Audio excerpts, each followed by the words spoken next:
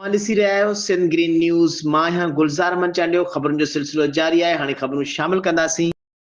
Report ठटे खां अकबर दिलवानी जी रिपोर्ट मुताबिक़ MQM पाकिस्तान ठट्टो जो senior joint in charge unit Thatta Mohammad Junaid Siddiqui पंहिंजी टीम सां गॾु, जंहिंमें महबूब बलोच, गुलज़ार अहमद अब्बासी, सत्तार बजरो, मुर्तज़ा ख़ुश्क शामिल हुआ, उन्हनि सां गॾु ऐवान सहाफ़त ठट्टो अची MQM जे तरफ़ां स्मार्ट LED तोहफ़े तौरु ॾिनी, जेका ऐवान सहाफ़त जे उहिदेदारनि ऐं मेंबरनि, जंहिंमें नज़ीर अहमद कुरैशी, अली अकबर दिलवानी, निसार अहमद गदोर, अयूब दर्स, मुराद खासकेली, मुजाहिद वरायो, असद अली सब्सपोश, मोहम्मद मूसा सब्सपोश, हाजन नोतियार, लाला शुएब अज़ीम ऐं अली मोहम्मद दर्स, साबिर कुरैशी, अख्तर बिरोही, नसीम मेमण जन वसूल कई। ऐवान सहाफ़त ठट्टो जे मेंबरनि मोहम्मद जुनेद सिद्दीकी खे अजरकनि ऐं लुंगियुनि जा तोहफ़ा पेश कया विया ऐं हिम्मत कुरैशी त मोहम्मद तलहा कुरैशी गुलदस्त जा तोहफ़ा पेश कया।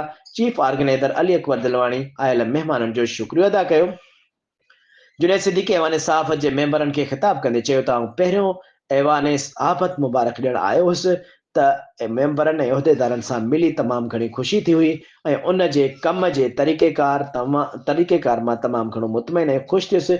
ऐवान सहाफ़त जे उहिदेदारनि ऐं मेंबरनि जे ॾींहं राति कमु करण ऐं महिनत करण जे लाइ ही आऊं LED जो तोहफ़ो खणी ऐवान सहाफ़त ठट्टो आयो आहियां ऐं दिलि जी ख़ुशीअ सां ॾेई रहियो आहियां ऐं उमेद करियां थो त ऐवान सहाफ़त जा उहिदेदार मेंबर पंहिंजे कलम ज़रिए ठट्टे जे मज़लूम अवाम जी ख़िदमत कंदा रहंदा ऐं तव्हां सां पंहिंजी पार्टीअ समेत ॾुख सुख में गॾु आहियां।